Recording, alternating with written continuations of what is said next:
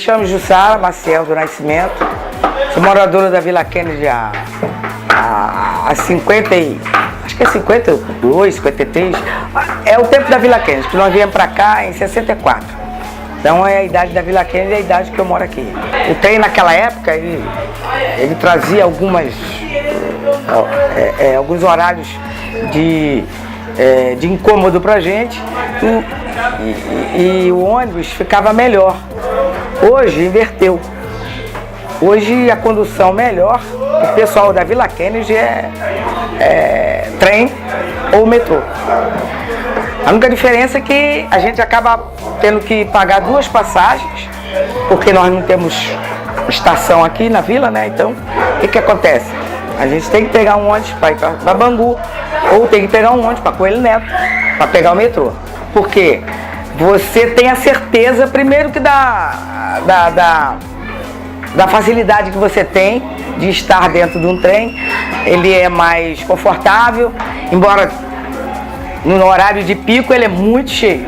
Mas é um cheio que anda rápido, se estiver legal, sem compromisso, sem erro nenhum, ele anda perfeitamente, você chega no seu horário legal. Essa chuva, né? Esses 2 dias de chuva que teve, andar de trem fica meio que complicado, porque chove e parece que dá um problema, parece até que a água, né? A chuva tem a ver com a locomoção, né? Tem estações que alaga muito, né? Às vezes o trem não tem aquela circulação legal, mas quando não tem, ele anda bem, muito melhor do que ônibus. Até porque temos essa obra aí na Vida Brasil, que nunca acaba. Então mais fácil para se locomover de Bangu, de Vila Kennedy para o centro da cidade, para mim é só via férrea, o metrô. Por quê? Ali você tem certeza, se ele não tiver problema estrutural, pra gente está ótimo. Bem, esse horário de pico, né, que nós temos um vagão específico para as mulheres, né, de 5 acho que é de 5 até as 8. Mas tem estações que quando tem segurança, os homens não entram. Mas quando não tem, eles entram e eles não querem saber. Eles ficam à vontade mesmo. Mas pra gente, mulher, andar no vagão desse é muito melhor. Por quê? Porque evita de confusão, evita de abuso. Porque tem homens que é educado, mas tem homens que é muito mais educado, eles não estão nem aí. E se ele tiver que abusar de uma mulher, ele vai abusar mesmo ali dentro do trem. Eu cheguei em Bangu, eu tinha horário para... Nesse dia eu estava indo para uma consulta lá na Pedro Ernesto. Aí que eu cheguei em Bangu, tô vendo a estação lotada, eu falei, o que houve? O que é isso? Aí eles estavam anunciando que o trem eles estavam circulando na mesma linha. Porque eles estavam fazendo um reparo, um conserto na estação de Padre Miguel. Então, o trem que vinha da Central para Santa Cruz, ele passa na linha, a mulher avisou que estava na linha B. Mas o trem que vinha também de Santa Cruz também estava passando na linha B. Então tinha que dar passagem um para o outro. Então o horário ficou, estrangulou, né? Porque eles têm né, os horários deles, porque tem a linha que sobe e a linha que desce. Mas os dois trens subindo e descendo na mesma linha, olha a confusão que ficou. Aí realmente cheguei atrasado no médico, porque ficamos aguardando passar um para depois vir outro, para evitar de acidente, né? Aí depois que passou de Padre Miguel, aí ele voltou para a linha normal dele. Mas de Padre Miguel até Bangu, tinha que ficar aqui esperando passar um, para depois da vez para o outro. Então, o modal ferroviário é o mais utilizado, né, pelas pessoas de periferia. A gente já tem um grande problema aí, porque se você for pensar no que foi construído, né, recentemente, foi nada. as ferrovias do Rio de Janeiro são da época de Dom Pedro, né? Então isso já é bem bizarro, né? Não construíram mais nada. E o ideal do modal ferroviário é que seja em redes, né? Então você tem tramas ali, então são linhas que passam por outras linhas e aí você consegue fazer essa baldeação. Em São Paulo tem um pouco isso, né? Mas não é o ideal ainda. Se você for ver o modal ferroviário, metrô, trem em grandes cidades do mundo, Nova York, Londres, são linhas que se cruzam, né? O que facilita também o transporte de pessoas, né? A chegada dessas pessoas nesses lugares que elas têm o objetivo de chegar e também na quantidade de pessoas que está dentro do trem. Então, pô, se você for olhar o mapa do modal ferroviário aqui no Rio de Janeiro, né, você vai ver que cada um vai para uma direção, sabe? Então não é algo muito, que facilita muito a vida do usuário. Então você pega um trem em um lugar e vai até o ponto final dele. Então o cara que vai pegar o trem em Belford Roxo, vai pegar lá em Belford Roxo, ao longo da linha de Belford Roxo, e vai chegar na Central do Brasil, né? Se ele por acaso trabalha mais à frente, ele não pode ter uma integração direta sem que ele pague passagem com o metrô. Ou se ele precisar fazer uma baldeação para um ônibus no meio do caminho, ele poderia muito bem ter uma linha de trem que atravessasse essas linhas, né, e facilitasse a chegada dele, né? Um exemplo disso, né?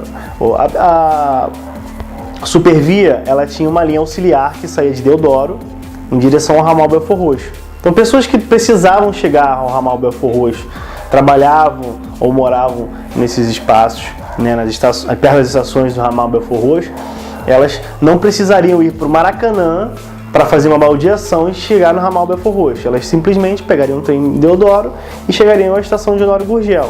Então isso é usar de forma inteligente o modal ferroviário. Só que não sei o que aconteceu, a Supervia não esclareceu, mas terminou essa ligação dessa linha auxiliar. Se você for ver nessas grandes cidades, é exatamente isso que acontece. Então são linhas que cruzam linhas principais. Há outros problemas também na linha férrea, né? Principalmente aqui na Zona Oeste, você pode ver, né, o fácil acesso das pessoas a essas linhas, né? Então, carros que atravessam, pessoas de moto, pessoas a pé, que conseguem acessar essas linhas, o que causa acidentes. E outra questão também é a própria segurança dentro do modal. Então, ali o espaço entre o trem e a plataforma, quantas pessoas... Tem dados sobre isso, né? De quantas pessoas já morreram em 2017 por causa dessa má conservação ou então essa falta de segurança dentro das plataformas ou dos trens. Então tem esse grande problema também. E aí a Supervia até tentou implantar horários alternativos ali com períodos menores entre as linhas, né? Então, por exemplo, o ramal Santa Cruz começou a circular com períodos muito pequenos, de 5 em 5 minutos saía um trem, só que não adianta, porque todos vão para uma direção, então a quantidade de pessoas vai ser enorme da mesma forma. Então quem vai descer em Realengo vai pegar o mesmo trem que a pessoa que vai descer em Santa Cruz, né? Outra questão também é a linha auxiliar. Se, por exemplo, um trem acaba avariando ou ele acaba descarrilhando, algum acidente acontece na linha, né, essa linha fica inviabilizada. Então você vai ter só mais uma linha, né, que é uma de ida e outra de volta.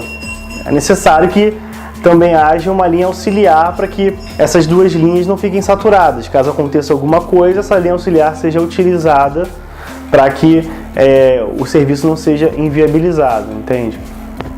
Então isso é importante também.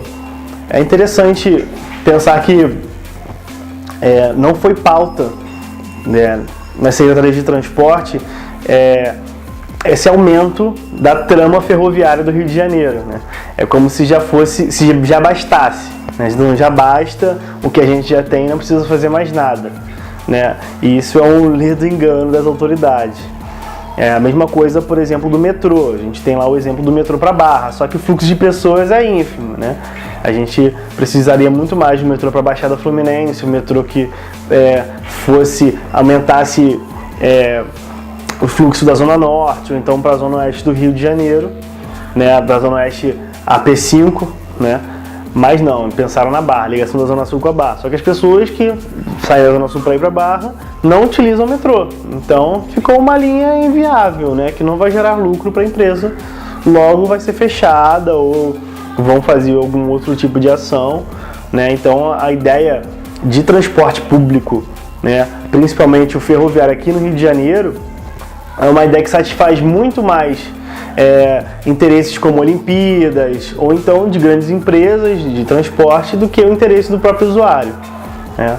Então eu acho que é basicamente isso, né? É pensar o planejamento dessas linhas férreas, dessa linha ferroviária, desse modal ferroviário, para que realmente seja para facilitar o usuário, não para suprir o interesse dessas empresas. Por exemplo, o Estado ele dá tantos incentivos para essas empresas que fazem essa gestão. Um exemplo ali da Supervia, né? O Estado pagou a conta de luz da Supervia, né? Que foi de milhões de reais.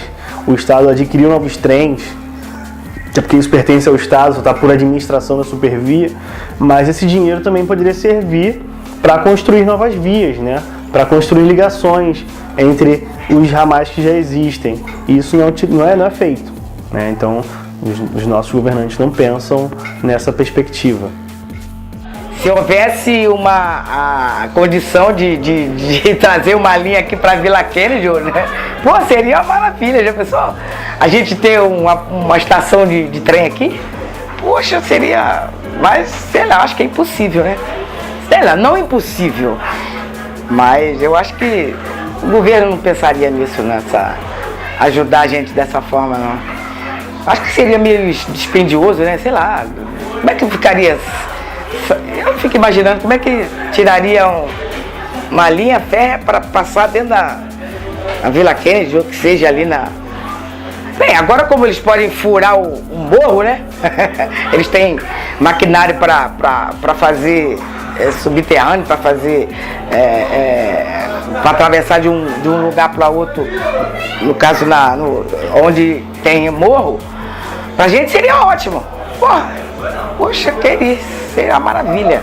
A gente tem uma linha de trem aqui, uma linha de metrô, enfim.